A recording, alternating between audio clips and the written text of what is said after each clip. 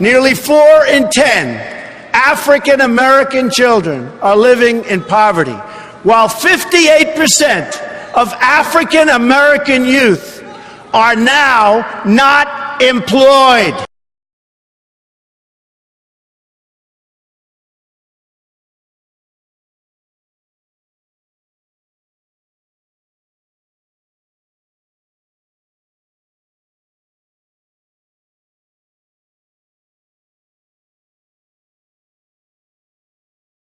So right now you have 3 county commissioners, just like in most Colorado counties. You got 3 county commissioners. District 2 is up here in Conejos County. You got Mitchell Jarvis, who is the incumbent, the Republican. And then you have Democrat Steve Cordova, who is challenging Mitchell Jarvis.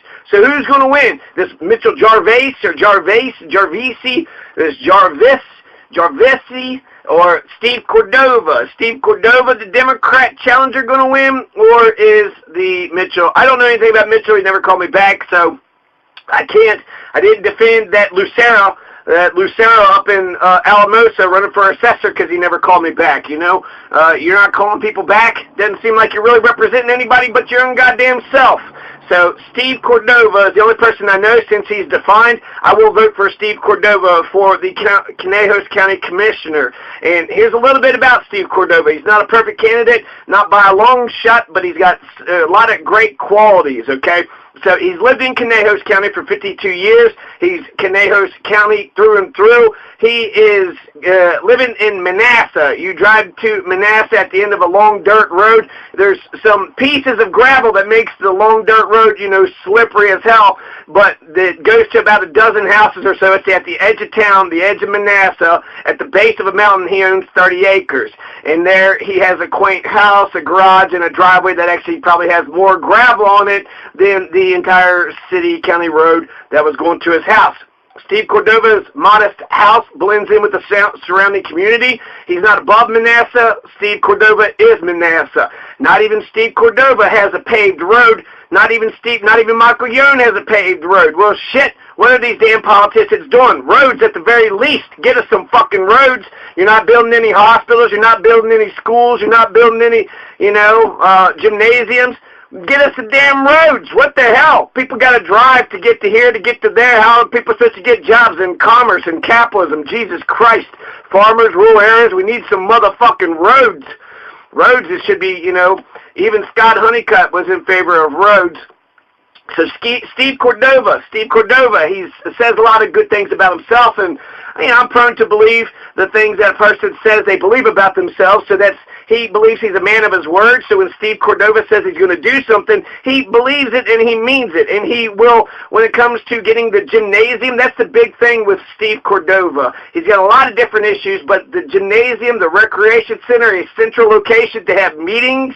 That's one of the best things about Pueblo City libraries. They had a very fair Democratic Republican being a democratic society, a society that's run by the people, right? That's what Republican means. So they had a very Republican and Democratic society where anybody could sign up for the meeting rooms as long as you were respectful, respected the property, you build up a relationship, and everything's all golden. So that's awesome to have a central location for everybody to meet, to have this recreation center, to have this gymnasium. Steve Cordova isn't just saying it. He's not just blowing hot air up people's butts. He's actually going to get us a gymnasium. He says he'll, until his teeth fall out. He'll keep trying until his teeth fall out.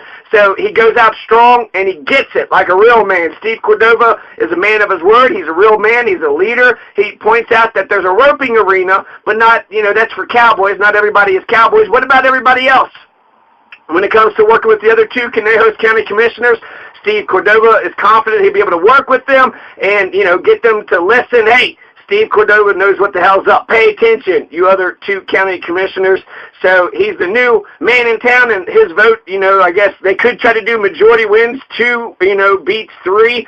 But if you only got 3 people, why don't you get unanimous votes? Jesus Christ, if 3 of you motherfuckers can't agree on this, then how we're supposed to believe that you're actually making good decisions for all of us?